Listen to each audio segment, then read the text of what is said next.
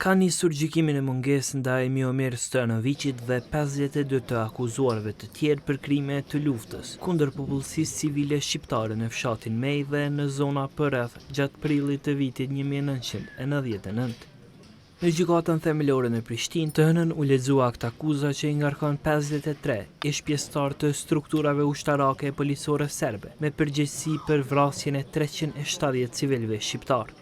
Në mesin e të akuzuarve janë edhe disa ish-epror të ushtrisë jugoslave, përfshirë Momir Stojanović, atëherë shefi i departamentit të sigurisë në komandën e korpusit të Prishtinës, pastaj Sreten Çamovićin, ish-drejtuesi i UDB-s, Nikola Miqonovićin, komandant i njësive rezervë dhe mbrojtjes territoriale, si dhe komandantë të tjerë të njësive ushtarake.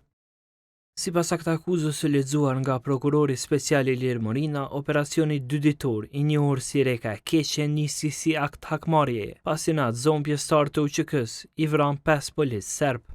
Me pretekstin e pastrimit të territorit nga forcat të UÇK-s, ata krijuan planin e pastrimit etnik të popullsisë shqiptare të ashtu quajtur Reka e Keqe në zonën e Caragajit, ku planifikuan vrasjen e mbi 100 personave dhe djegjen e të gjitha shtëpive në shenjë hakmarrje për vrasjen e 5 policëve nga UÇK-ja.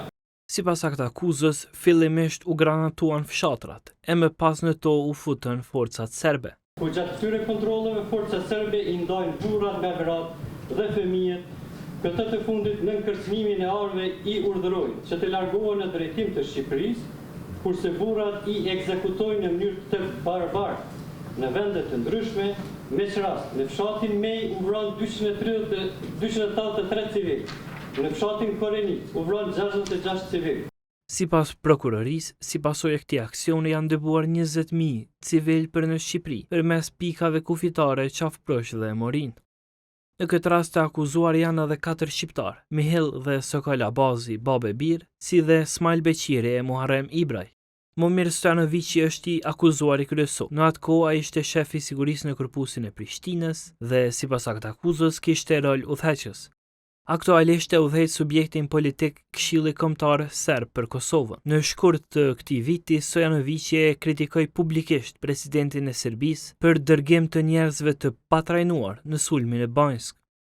Të akuzuar janë edhe Dragan Zhivanović, ish komandanti i brigadës 125 të ushtrisë jugoslave, i hetuar në Serbi për masakrën në Qyshk, por çështja është mbyllur, si dhe Franko Simatović, ish shef i njësive speciale i dënuar më parë për krime lufte në Bosnjë.